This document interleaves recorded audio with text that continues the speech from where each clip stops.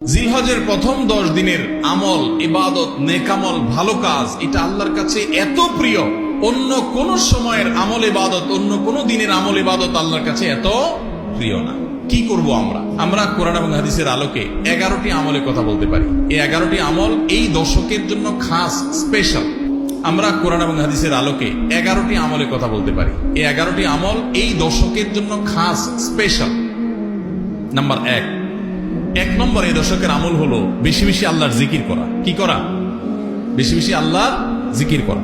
এই জন্য এই দশকে আমল করলে আল্লাহর কাছে এত প্রিয় যে অন্য কোন সময়ের আমল আল্লাহর কাছে এত প্রিয় না। এই জন্য এই দশকের দ্বিতীয় আমল হলো বেশি বেশি নেকামল করা। বেশি বেশি কি করা? নেকামল করা। 3 নম্বর এই দশকের করণীয় হলো সকল গুনাহ থেকে অন্য সময়ের চাইতে এই সময়টাতে বেঁচে থাকার জন্য বেশি সচেষ্ট থাকা।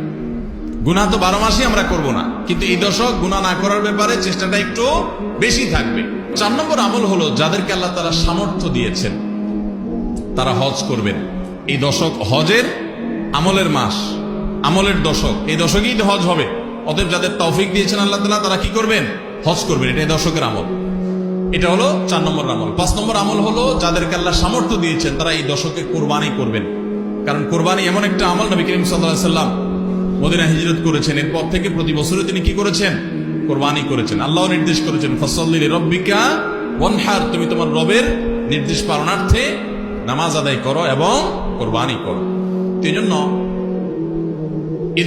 ঈদুল আজহা অর্থাৎ এই জিলহজের প্রথম দশকের শেষ দিন অর্থাৎ 10ম দিনে কোরবানির আমলটা করা, এটা যাদের সামর্থ্য আছে তাদের জন্য প্রযোজ্য। এই দশকের একটা আমল হলো কি করা? কোরবানি করা। কয়টা আমল গেল? 5টা।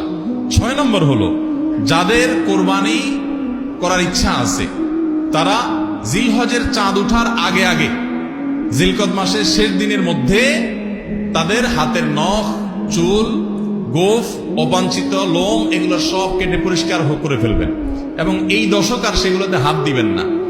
কোরবানি করে তারপরে সেগুলো পরিষ্কার করতে চাইলে করবেন, এই দশকে আর হাত দিবেন না। নবী সাল্লাল্লাহু আলাইহি ওয়াসাল্লাম বলেছেন মান আরাদা আন ইউদাহিয়া ফালা ইয়াখুয মিন শা'রিহি ওয়া আযফারিহি শাইআ, যে ব্যক্তি কোরবানি করার ইরাদা করেছে, নিয়ত করেছে, সেজন্য তার চুল, নখ এগুলো না কাটে ওই 10 দিন। জিলহজের চাঁদ উঠছে আর কাটবেন না, চাঁদ উঠার আগে আগে কেটে ফেলবেন এবং কোরবানির পরে যায় কাটবেন। এই 10 দিন বিরত থাকা।